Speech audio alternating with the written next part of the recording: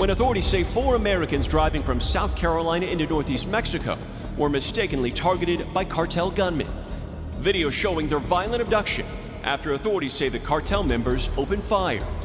2 of the 4 longtime friends were killed. The violence getting worse in Mexico, and tonight, an American family that was ready to celebrate a wedding now preparing for several funerals. Cases of cartel killings have become more and more common in recent years. It's like no one is safe from these deranged killers, and security forces are either far way outgunned or have joined forces with the enemy. Mexican security forces were outgunned by a drug cartel, all caught on camera. Horrifyingly, there are no signs of things improving anytime soon. Police in Jalisco, Mexico say they now believe 3 film students that went missing last month were killed by the cartel and dissolved in acid. In this video, we'll take a look at the 5 teens who were lured by hitmen for torture execution video.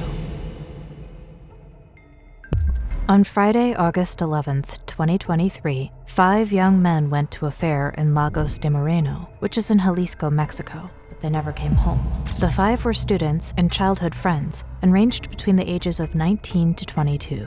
They were later identified as 20-year-old Roberto Almeida, who was studying industrial engineering, 20-year-old Diego Lara, a blacksmith who owned a VW Jetta, 22-year-old Dante Cedillo, professional cyclist who won 2 gold medals in different categories at the 2016 National Olympics, Jaime Adolfo Martinez, aged 21, who was a soccer fanatic and bricklayer, and Uriel Galvin, aged 19, who was a boxer and cyclist and also the youngest of the group. The 5 were reportedly last seen at the Mirador de la Santa Cruz viewpoint, where they would usually hang out. One of them had even texted a relative at 10:55 p.m., saying they were on their way home. So when they didn't make it home, their families got worried and alerted the authorities. But the police didn't do anything to help the families locate their loved ones.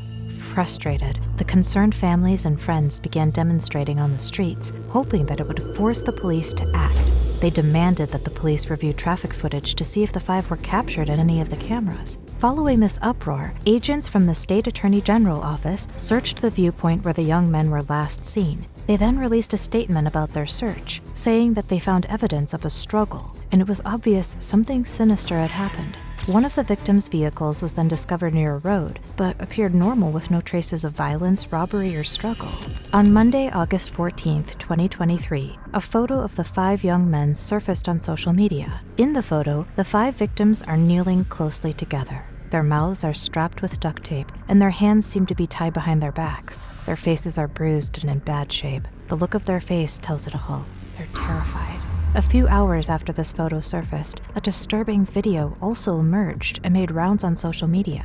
The video is very disturbing, and we cannot display it due to its graphic nature. I'll try to describe it to you without the graphic details, but I have to warn you that the information is still pretty disturbing. So, the video is about 1 minute 35 seconds long and appears to have been recorded at nighttime in an abandoned building on a rural farm. In the video, Jaime Martinez's hands are untied by the abductors, but his mouth remains strapped with duct tape. Jaime then starts to viciously attack his friend Roberto Almeida, who is lying on the ground. Even though the video has no sound, you can tell how terrified Jaime is. A few seconds later, someone behind the camera throws some rocks on the floor, and Jaime picks up a huge rock and uses it on Roberto.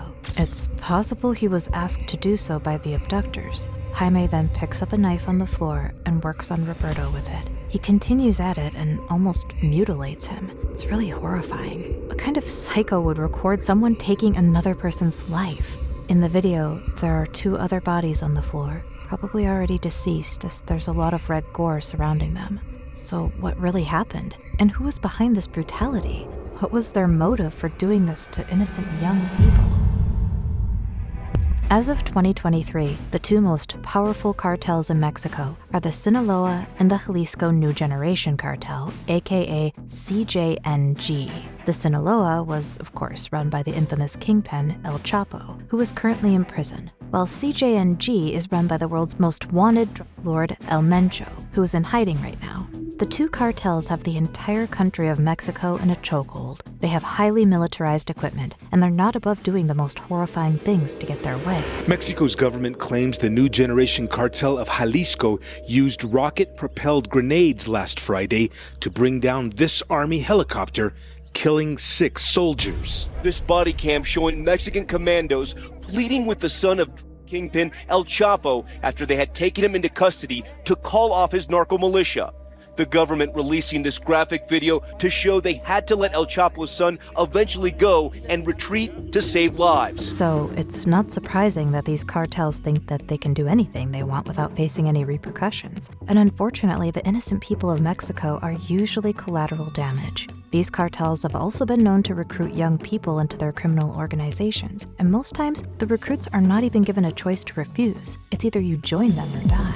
One of their recruiting methods includes setting up fake jobs with attractive salaries and good benefits to lure in unsuspecting youngsters. The CJNG is reported to run a series of call centers that they use to recruit new members. Once through the door, the recruits are ordered to work for the cartel or be killed. Those who agree to work for them are often sent on the most dangerous jobs, such as working on sites where a rival cartel is known to operate. And unfortunately, the 5 youngsters seem to have been caught up in one of these recruitment drives. The 5 young people who were kidnapped seem by all indications to have been caught in some sort of training program by the Jalisco cartel, which sets tests for the new recruits, forcing them to carry out assassinations. The young men had unknowingly been lured to a meeting with the cartel thinking they were getting a job at a call center. They were to meet their contact at the fair, which occurs annually in honor of their patron saint. What they didn't know was that the people they had arranged to meet were actually members of the notorious CJNG, which dominates the state. Witnesses at the scene reported seeing 10 armed men grabbing the young men from their car and forcing them into a white pickup and van that had blacked out windows.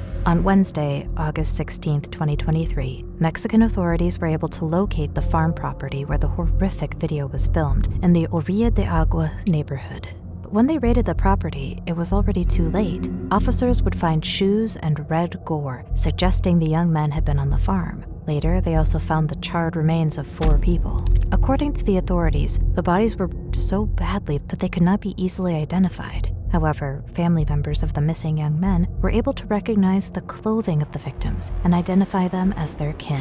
The bodies were discovered inside a building where the 5 friends had been held captive. A 5th body was found in the trunk of a torched Volkswagen Jetta, which was found burning on the highway. Remember Diego Alberta's VW Jetta?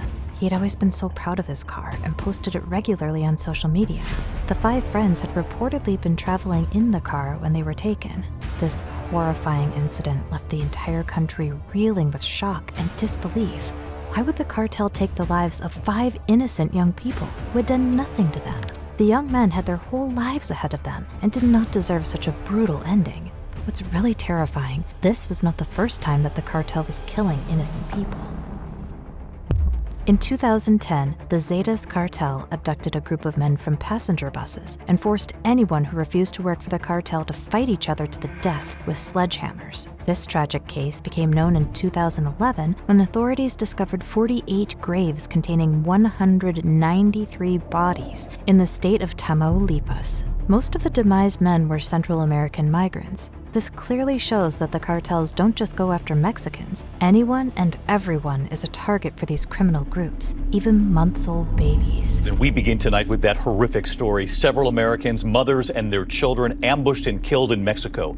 9 people killed in all, including 6 children, attacked while traveling in 3 separate cars.